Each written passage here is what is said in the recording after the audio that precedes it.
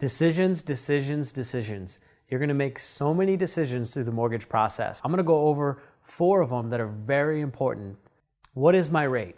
Well, let me tell you, rate is important, but the reality is you also want to ask, what are your points? Points is a dollar amount that you are going to pay for that interest rate. 1 point is equal to 1% of the loan amount. It's really all about short-term, long-term benefits. To pay or not to pay? That is the question. So one of the other major decisions you're going to make during this process is whether you work with a banker or a broker.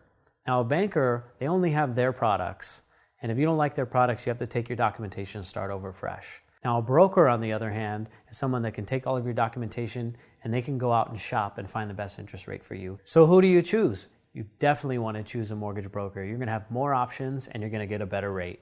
No matter who you choose, you want to make sure you're working with someone that you trust. So one of the other major decisions you're going to have to make is how much money you put down. We already busted the myth that 20% down payment is not what's required. You can actually get into a property with as little as 3% down. So what do you put down, 3% or 20%? Well, it's very important you sit down with your mortgage professional and find out what you can afford on a monthly payment and how much cash you have to put down. One of the other major decisions you're going to have to make is whether to take a 30-year mortgage or a 15-year mortgage. My rule of thumb is this: you can always make a 15-year payment on a 30-year loan, but you can never make a 30-year payment on a 15-year loan. So again, sit down with your mortgage professional and figure out which one makes more sense for you.